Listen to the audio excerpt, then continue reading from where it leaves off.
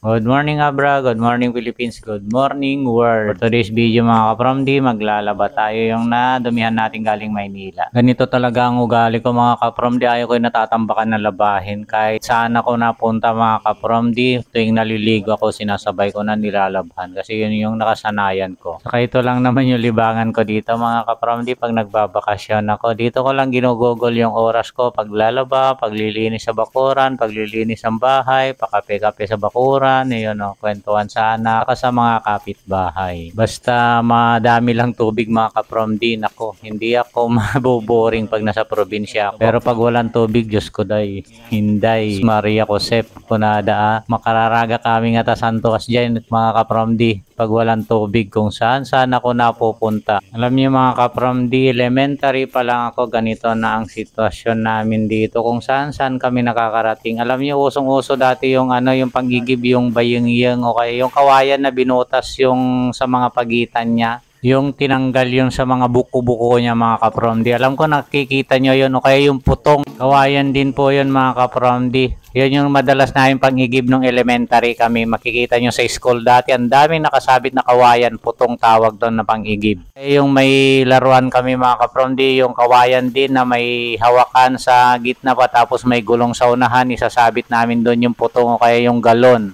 Tapos sabay tutulak namin. Kaya comment yung mga nakaranas ng ganon mga kapromdi. Yung panahon na mga 1980s. Ganon nakahirap ang tubig dito sa amin mga kapromdi. Alam nyo, pag kagaling ko sa school dati, mga 4 PM, out na namin yan. Then, pagigib na kami yan kasi masarap magigib pag hapon. Abutin na kami yan ng gabi mga kapromdi.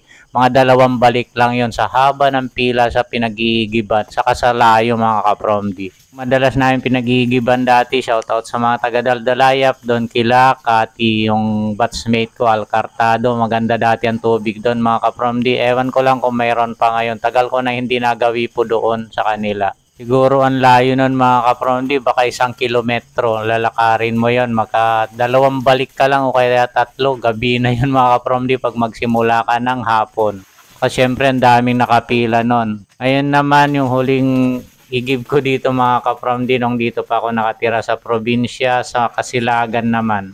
Alam nyo, mas mahirap din ngayon doon mga kapromdi kasi paakyat pagkatapos dadaan ka sa kagubatan. Kaya comment yung nakakalam doon sa mga binabanggit kong igiban namin dati. Sa barangay namin yon mga kapromdi. Kaya shoutout sa mga taga-Kasilagan, sa taga Daldalaya, Palcartado family, Hakyas family sa Kasilagan. Pero sa ngayon yata mga kapromdi, yung pinagigiban namin dati na malakas ang tubig na ganito na puso din, humina na rin mga kapromdi. Kaya tama nga yung sabi nila, walang permanente sa mundo kundi ang pagbabago lamang. Kaya kailangan laging tayong handa sa anumang pagbabago sa buhay natin. Maganda talaga mga kapromdi, mayroong alternative sana na igiban din mga kapromdi. Pero hindi pa rin ako nawawalan ng pag-asa mga kapromdi. Malay natin tong bagong administrasyon na naman, mabigyan tayo ng pansin tong barangay namin. Alam nyo, pag wala tubig talaga mga kapromdi sa buhay natin napakahirap. Di bali walang ilaw basta ang tubig ang hindi mawala.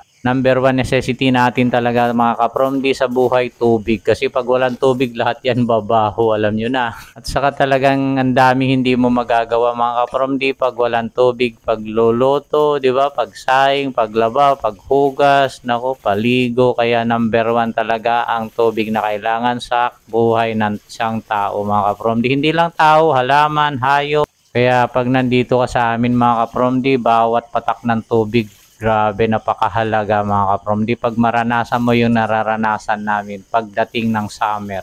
Itong huling summer nga lang na to mga kapromdi, ang dami ko napapanood na post sa mga taga rito sa amin kung saan nakakarating magigib sa may ilog, kung saan doon nga sa sinasabi ko sa Bukay, Pimpinas, kasi doon medyo maganda ang source ng tubig doon mga kapromdi. Ewan ko dito lang sa area namin. Pataas naman tong area namin mga kapromdi pero mahina ang tubig talaga or hindi lang namin mahanap yung tamang. Kaya yung mga lugar na maraming tubig mga kapromdi, naku, napakaswerte nyo. Kaya huwag nyo sayangin ang tubig. Naku, pag ang tubig ang nawala sa atin mga kapromdi, ang laking hirap natin. Kaya pag nakadaan ako yung mga kapromdi, yung sa mga nadadaanan ko, yung kusang umaagos lang yung tubig, naku, sabi ko, ang sarap naman dito. Dito na lang kaya ko tumira.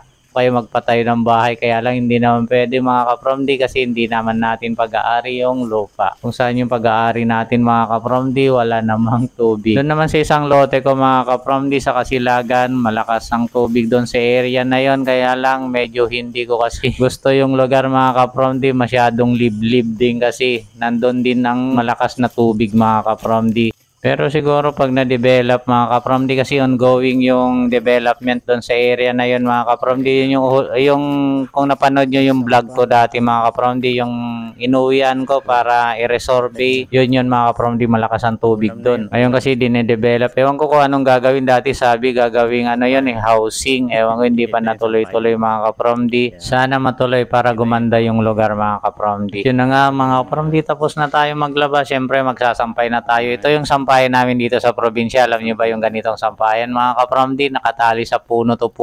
Hindi po yung tatlo na yung kawad sa taas ha. Kawad ng kuryente po yun. Ito lang yung isang alambre, yan yung may tukod na kawayan. Pero kahit ganito lang dito sa amin mga kapromdi, nakaka-relax din naman pag ganitong panahon. Lalo na yung ganito, yung taniman ng palay, saka yung anihan, grabe ang sarap dito sa amin mga kapromdi. At yan na nga sila kayo magsasampay na. Ayan yung sampayan namin na napaka-quality. Alambre po yan. Tinali ko sa puno ng mangga at saka sa puno ng malunggay. Ito ang simpleng buhay ko mga kapromdi pag nandito ako sa probinsya. Enjoy ko yung buhay na ganito mga kapromdi at nakakapag-relax. Katapos ko nga maglaba at nakapagsampay na tayo mga kapromdi, ayun, isunod naman natin yung paglilinis sa loob ng bahay. San kasi talaga mga kapromdi, talagang inuuna ko yung pagliligo ko kaysa yung pagtatrabaho ko. Baliktad, di ba? Kasi gusto ko pag natapos ako mga kapromdi, magpapahinga tayo, pagkatapos magkape-kape lang tayo. Kaya nauna na ako naligo, naglaba, pagkatapos ito naman maglilinis. Ito kasi yung bahay ko mga kapromdi, mayat maya ang pagwawalis ko kasi naka-open pa yung kisame ko, wala pa kang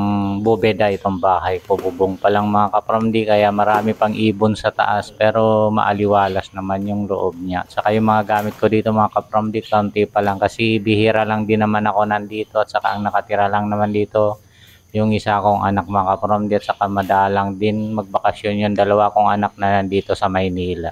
Kaya ang ginagawa ko, panay ang walis mga kapromdi. Pagbalik at nakaramdaman ko na maaligas-gas yung sahig, walis na naman ako mga kapromdi. Ganon ang gawain ko talaga dito sa bahay pag nagbabakasyon ako. Pagkatapos ko nito magwalis mga kapromdi, dito na tayo sa labas, magre-relax na tayo. Bagong ligo yan sila kay mga kapromdi. Hanggang sa labas yan, winawalis ko. Kasi nga yan yung tinatangay ng mga ibon mga kapromdi. Ayan pala si Roxy natin, yung service natin na galing sa Maynila. Pauwi dito sa probinsya ng Abra. Press-compress ko sila kayo dyan mga kapromdi. Tapos na siya maglaba, tapos na siya maligo, ayun, kape na lang wala. Kaya hinuli ko yung kape ngayon mga kapromdi kasi gusto ko tuloy-tuloy yung pagkakape ko mamaya kasi hindi ko na-enjoy pag sinasabay ko sa pagtatrabaho ko. At yan na nga mga kapromdi, nakatempla na yung anak ko ng kape. Ayan, nagpa-video lang ako dyan. Kasi dalaw-dalawin natin yung mga gulay-gulay dito sa gilid. May mga tanim sila dito na sitaw, okra, kamote mga kapromdi na pwede na rin talbusan. Kaya mamaya, yari yan sa akin, tatalbusan ko yan mga kapromdi. Ang sarap talaga dito sa probinsya kasi kahit dito lang sa gilid-gilid may makuha ka ng ulam. Masipag ka lang talaga magtanim-tanim. At hindi ka lang mapili sa ulam, hindi ka magpo-problema sa ulam dito. At yan na tatalbusan ko sana yung sitaw, sabi niya hindi muna. At yan na nga mga kapromdi, umupo na ako dito sa lamesa. At yan na pala yung mga sinampay ko mga kapromdi. Ang dali lang yan matuyo kasi open area yung pinagsampayan ko mga kapromdi. Ang aliwalas kasi dito sa area ko mga kapromdi, pinagmamalaki ko tong area ko na to. Ayan, may mga nag-iigib na rin sa balon namin. Bye bye, thank you for watching, have a good day.